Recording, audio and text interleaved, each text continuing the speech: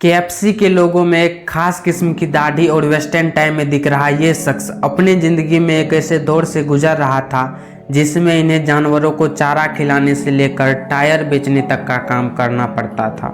लेकिन आखिर ऐसा क्या हुआ जो अचानक यही आदमी इतने बड़े रेस्टोरेंट का मालिक बन गया। इस वीडियो में हम केएफसी को दुनिया भर में फेमस कराने वाले पर्सन कर्नल हार्लैंड सैंडर्स की जिंदगी से जुड़ी कुछ ऐसी बातें बताएंगे जो शायद ही आपको पता होगा। हार्लैंड सैंडर्स का जन्म 9 सितंबर 1890 को इंडियाना के शहर हैरीविल में हुआ था।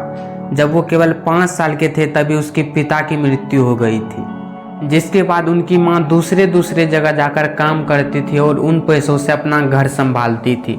तो वहीं हार्लैंड अपने छोटे भाई बहन की देखभाल करता था। घर की हालात बहुत बुरी होती जा रही थी क्योंकि अब उसकी मां अकेले उन सब का खर्चा नहीं उठा पा रही थी और यही वो रीजन था जिसके चलते हार्लैंड केवल 7 साल की उम्र में चिकन और वेजिटेबल की रेसिपी बनाना सीख चुके थे। जब वो 12 साल के थे तब उनकी मां ने अपनी दूसरी शादी कर ली थी, लेकिन उनके जो सौतेले पिता थे उनको वो बिल्कुल भी पसंद नहीं थी, जिसके बाद वो अपने आंटी के पास रहने लगे और साथ ही एक फार्म पर जाकर काम करने लगे जहां उनको जानवरों को चारा खिलाने से लेकर और भी कई सारे काम करने पड़ते थे। लेकिन इस काम में उनका बिल्कुल भी मन नहीं लगता था और इसी वजह से अब वो वहां काम करना छोड़ दिए थे। जब वो 16 साल के थे तब उनका सपना यूएस आर्मी में जाने का था, लेकिन कम एज होने के चलते उन्हें यूएस आर्मी में एंट्री नहीं मिल रही थी। लेकिन जैसे तैसे करके अपने गलत डॉक्यूमेंट दिखाकर वो यूएस आर्मी को ज्वाइन कर लेते हैं। खुशी के दिन अभी शुरू ही हुए थे कि एक बार फिर से उनकी ज़िंदगी ने मोड़ ले लिया।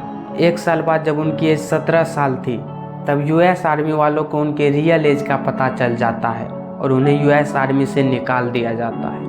19 साल की उम्र में उन्होंने अपनी शादी कर ली।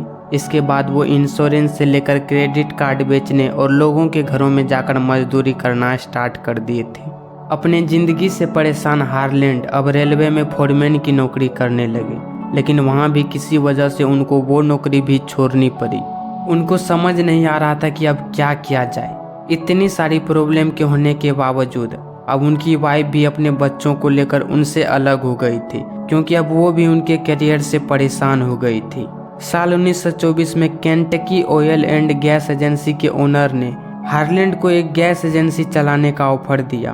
अपने इनकम के कोई रिसोर्सेस न होने के चलते उन्होंने ये ऑफर तुरंत एक्सेप्ट कर लिया।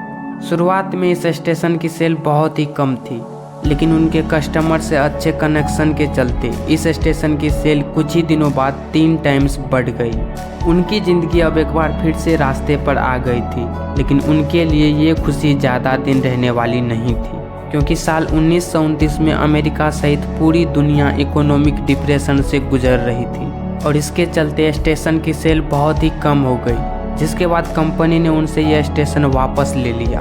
1930 में शेल ऑयल कंपनी ने उनकी एक्सपीरियंस और टैलेंट को देखते हुए उन्हें दोबारा से स्टेशन चलाने का ऑफर दिया। स्टेशन चलाने के साथ ही वो वहीं पे लोगों को चिकन और वेजिटेबल की रेसिपी खिलाने का काम करते थे। जब लोगों को उनका बनाया हुआ खाना खाने में बहुत पसंद आया तो उन्होंने उसे एक रेस्टोरेंट खोलने की सलाह दी, जिसके बाद वो वहीं स्टेशन के बगल में अपना खुद का एक रेस्टोरेंट खोल लिए थे।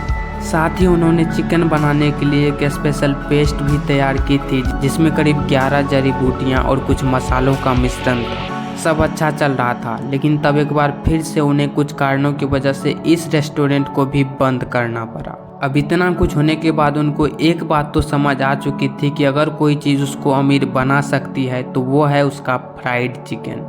और इसी चीज़ को देखते हुए उन्होंने एक बार फिर से कुछ साल बाद रेस्टोरेंट खोलने की सोची, लेकिन अब उनके पास उतने पैसे नहीं थे कि वो अकेले इस काम को कर सके।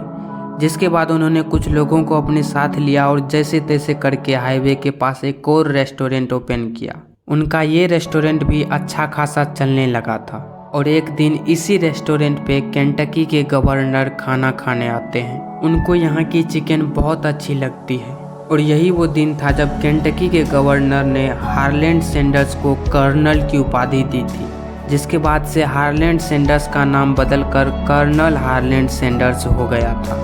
कुछ दिन बाद अपने ही एम्प्लॉयज से उनका झगड़ा हो जाता है और उसे इस रेस्टोरेंट को भी बंद करना पड़ता है और अब वो सोचते हैं कि उसे खुद का रेस्टोरेंट नहीं खोलना है, अब वो दूसरों के रेस्टोरेंट में अपनी खुद की बनाई हुई रेसिपी डिलीवर करेंगे। इसी चीज़ के लिए वो अलग अलग होटल के पास जाते हैं जिससे कि वो उनको अपनी बनाई हुई रेसिपी डिलीवर कर सके, लेकिन कोई भी उसकी बात मानने को तैयार नहीं हो रहा था। करीब 1009 बार फेल होने के बाद फाइनली उनको एक ऐसा रेस्टोरेंट मिलता है जहां वो अपनी बनाई हुई रेसिपी डिलीवर कर सकते थे।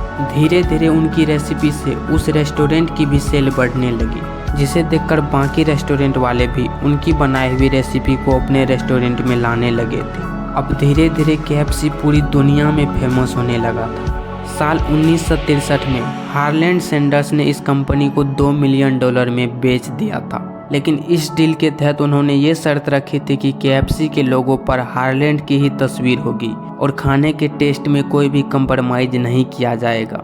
साल 1980 में कर्नल हार्लैंड सैंडर्स की डेथ हो गई।